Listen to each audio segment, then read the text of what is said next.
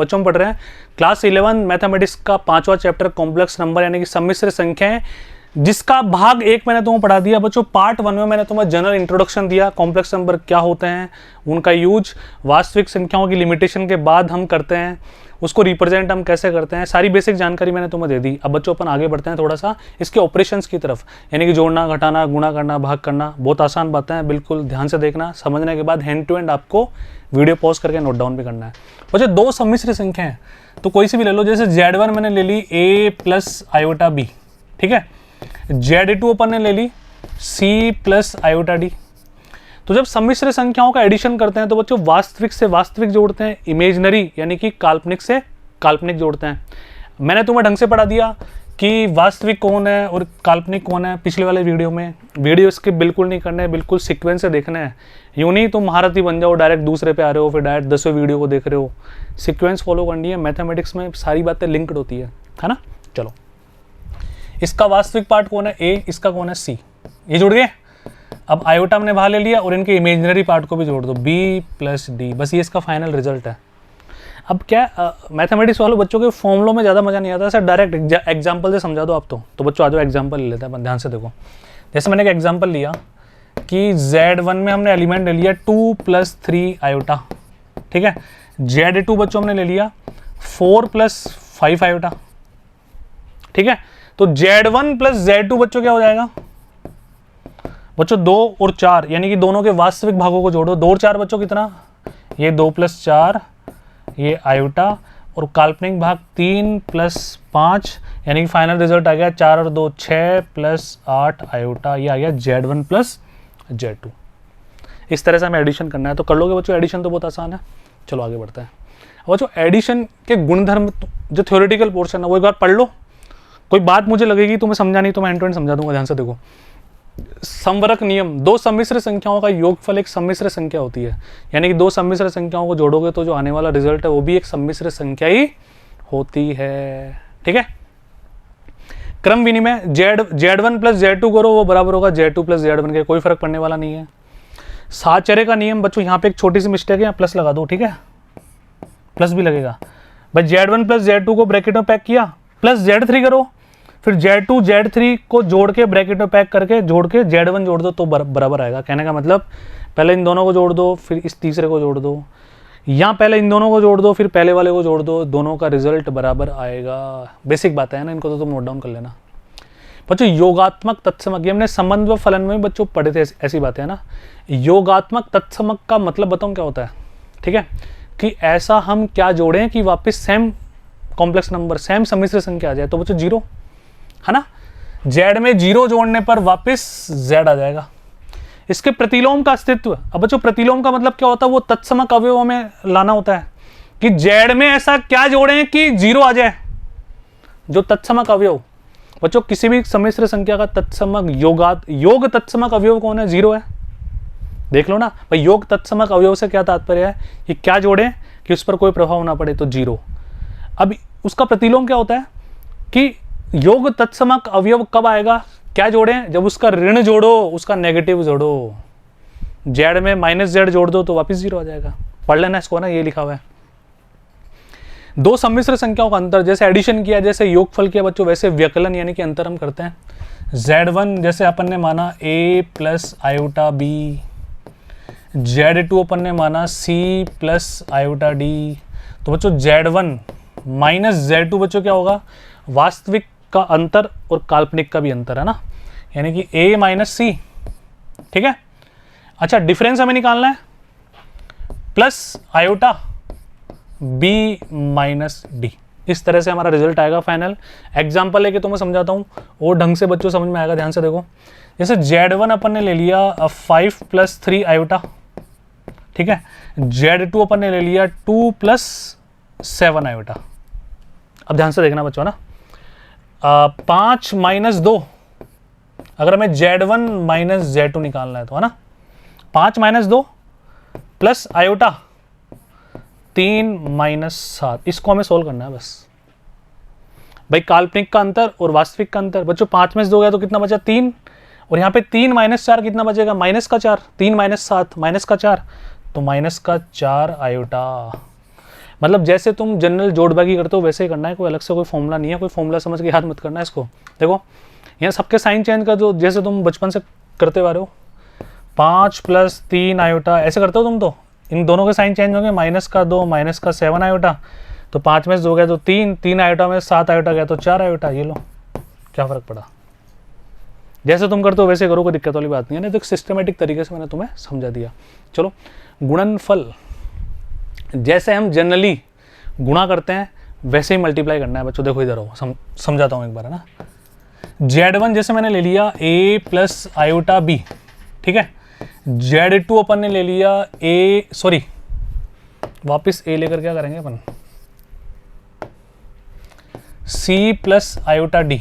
तो बच्चों Z1 गुणा Z2 दोनों का मल्टीप्लिकेशन करता है ना, तो A + आयोटा B को मल्टीप्लाई करो C + आयोटा D से, करें मल्टीप्लाई। पहले A को पकड़ के दोनों से मल्टीप्लाई कर दो, फिर आयोटा B को पकड़ के दोनों से मल्टीप्लाई कर दो, कोई फर्क नहीं पड़ने वाला। आ जाओ AC, ठीक है, प्लस आयोटा B × C।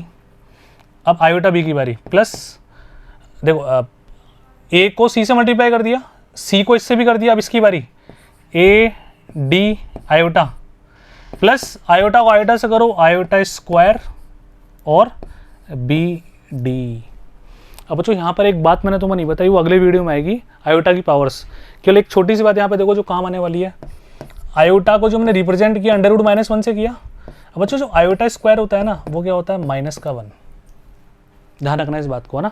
अभी थोड़ी देर बाद तुम्हें ढंग से सिखाऊंगा ये सब बातें। आयोटा क्यूब, इसको हम क्या लिखेंगे, आयोटा स्क्वायर गुणा आयोटा। आयोटा स्क्वायर कितना, -1 गुणा आयोटा, तो आयोटा क्यूब होता है माइनस का आयोटा। आयोटा की पावर 4 बच्चों, आयोटा स्क्वायर का स्क्वायर कर दो, आयोटा स्क्वायर होता है -1 का स्क्वायर यानी कि +1। अब इनको डिटेल से और पढ़ेंगे, फिलहाल ये ध्यान रखो कैसे आएंगे क्या नहीं होगा सब कुछ बताऊंगा अगले वीडियो में, लेकिन अभी ये बात यहाँ पे काम आने वाली है तो तुम कंफ्यूज ना हो जाओ, इसलिए मैंने तुम्हें समझा दिया। अब यहाँ पे देखो AC, आयोटा स्क्वायर कितना होगा, -1, तो माइनस का BD, इन दोनों में से आयोटा कॉमन ले लो, प्लस आयोटा क्या बचा अंदर, BC + AD।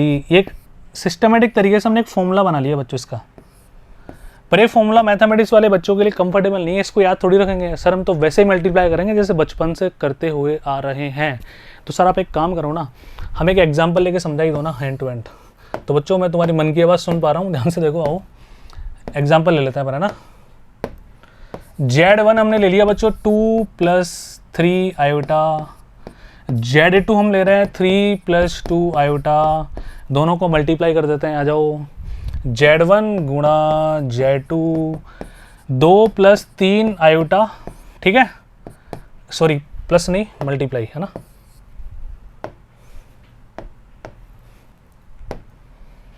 थ्री + 2 आयोटा, देखो बच्चों पहले 2 को पकड़ा और 3 + 2 आयोटा दोनों से मल्टीप्लाई कर दिया, फिर 3 आयोटा को हमने पकड़ा, 3 + 2 आयोटा दोनों से मल्टीप्लाई कर दिया। करें, चलो स्टार्ट हो जाओ बच्चों। 2 तिया 6, 2 दूनी 4 आयोटा, इधर 3 तिया 9 आयोटा, और इधर 3 दूनी 6 आयोटा स्क्वायर।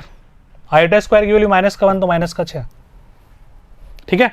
अब इधर आओ बच्चों, 6 में से 6 गया तो कितना बचा, ध्यान से देखना। देखो 3 दूनी 6, 2 दूनी 4 आयोटा, यहाँ पे 9 आयोटा, 3 दूनी 6, 6 आयोटा स्क्वायर की वैल्यू -1 तो -6, 6 से 6 कैंसिल, 9 और 4, एक विशुद्ध काल्पनिक संख्या हमारे पास प्राप्त होगी जिसका वास्तविक भाग बच्चों क्या है, 0 है। आप ऐसा भी लिख सकते हो। तो जनरल मल्टीप्लिकेशन करना है जैसे हम बचपन से करते हुए आ रहे हैं, कर लोगे बच्चों, पक्का, आगे बढ़ो। इसके गुणधर्म देख लो, अब जैसे एडिशन के थे ना वैसे ही, दो सम्मिश्र संख्याओं का गुणनफल एक सम्मिश्र संख्या होती है। सारी सम्मिश्र संख्याओं Z1 Z2 के लिए गुणनफल Z1 Z2 एक सम्मिश्र संख्या है। क्रम विनिमय Z1 गुणा Z2 करो चाहे Z2 गुणा Z1 करो, कोई फर्क पड़ने वाला नहीं है सेहत पे। सातचर्य का नियम पालन करता है, चाहे पहले Z1 Z2 को गुणा करके Z3 से गुणा कर लो, चाहे Z2 Z3 को गुणा करके Z1 से गुणा कर लो, रिजल्ट हमेशा सेम आएगा। आगे बढ़ो, यहाँ पे देखो गुणात्मक तत्समक अवयव, यानी कि क्या गुणा करें। जैसे योग तत्समक अवयव में हमने बच्चों क्या देखा था कि क्या जोड़ें वापस वही कॉम्प्लेक्स नंबर, वही सम्मिश्र संख्या आ जाए 0, तो किससे गुणा करें कि वापस, यानी कि उस पर कोई प्रभाव ना पड़े, 1, यानी कि सम्मिश्र संख्या का गुणात्मक तत्समक गुणन तत्समक अवयव बच्चों क्या होता है, 1 होता है। अब उसका प्रतिलोम निकालें, 1 कब आएगा, जेड को किससे गुणा करें कि उसका गुणन तत्समक अवयव आ जाए 1।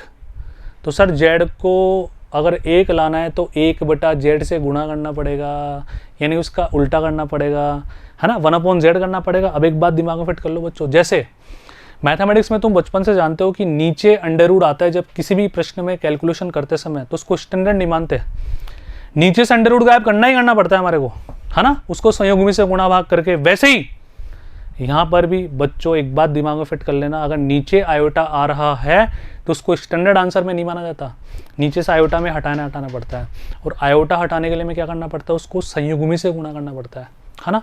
अब तुम बोलोगे सर संयुग्मी से क्या तात्पर्य है, ये बातें तुम नोट डाउन कर लेना बच्चों। संयुग्मी से क्या तात्पर्य, देखो अभी समझाता हूं, क्योंकि भागफल में हमारे काम आएगा ना। जैसे 2 + 3 आयोटा है तो इसका संयुग्मी होगा 2 - 3 आयोटा,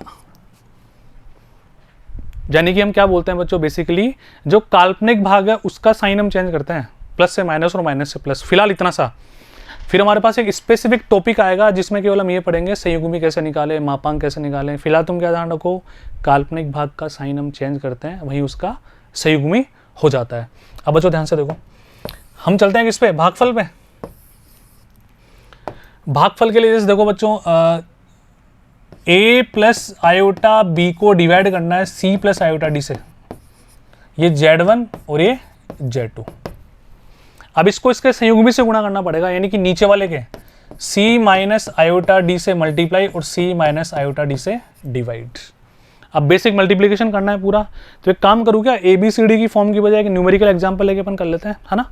आओ न्यूमेरिकल एग्जाम्पल लेते हैं, बढ़िया सा सुंदर सा ना, ध्यान से देखना बच्चों। Z1 एक कॉम्प्लेक्स नंबर हमने लिया 2 + 3 आयोटा, ठीक है बच्चों। Z2 हमने ले लिया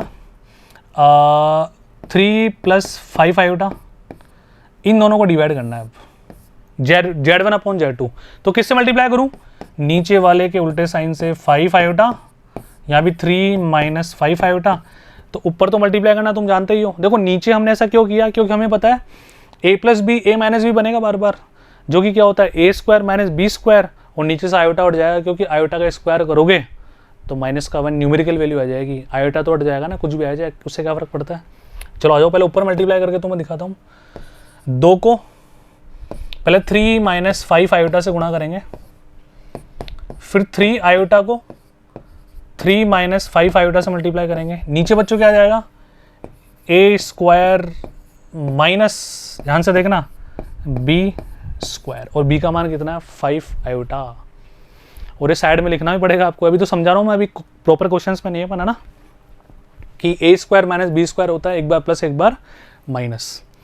तो करें मल्टीप्लाई, आ जाओ। 2 तिया 6, -5 दूनी 10 आयोटा, 3 तिया 9 आयोटा। बच्चों ये कितना आ जाएगा, माइनस का देखो ध्यान से देखना, -3 पंजे 15 आयोटा स्क्वायर। नीचे चलो जी, नीचे 9 - 25 आयोटा स्क्वायर। इस बात से भी सहमत हो गए सभी, है ना। इसको फर्दर हम सोल्व करते हैं, ध्यान से देखना। अब 6 बच्चों 10 और 9 कितना होता है 19, 6 + 19 आयोटा, आयोटा स्क्वायर माइनस का 1 होगा तो माइनस माइनस प्लस हो जाएगा, तो प्लस का 15। नीचे चलो बच्चों 9 आयोटा स्क्वायर माइनस का 1 होगा तो प्लस हो जाएगा, ये आ गया 25। बोलो हाँ है ना बच्चों। 15 और 6 कितना होता है, 15 और 6 होता है हमारे पास 21 + 19 आयोटा, और बच्चों 25 और 9 कितना होता है 34 होता है। अब इसको लिखते समय देखो अपन अलग अलग फॉर्म में कैसे लिखेंगे, 21/34 वास्तविक भाग प्लस आयोटा 19/34, यानी कि इसका वास्तविक भाग तो ये हो गया, काल्पनिक भाग ये हो गया। कई बार प्रश्न इस तरह से भी पूछ लेता है कि वास्तविक भाग व काल्पनिक भाग को पृथक पृथक कीजिए, है ना। यानी कि x और y की पूछ ले, x + आयोटा y की फॉर्म में है तो x का मान निकालो, y का मान निकालो, पूरी छेड़खानी करके इससे। तो बात समझ में आई, तो भागफल समझ आया सभी के। तो बस बच्चों बेसिक बातें जिस तरह से हम कर रहे थे, बस हमें आयोटा की जानकारी लेनी है। अब यहाँ से तुम थोड़ा सा फैमिलियर हो गए इस वाले वीडियो से। अब अगले में कॉम्प्लेक्स नंबर के अंदर की बातें हम करेंगे, इंटीग्रल पावर पढ़ेंगे, आयोटा की बड़ी बड़ी पावर्स आ जाएगी, पावर 19, 1920, 83, इस तरह की बातें करेंगे, उन पर आधारित कुछ एग्जाम्पल करेंगे, ठीक है।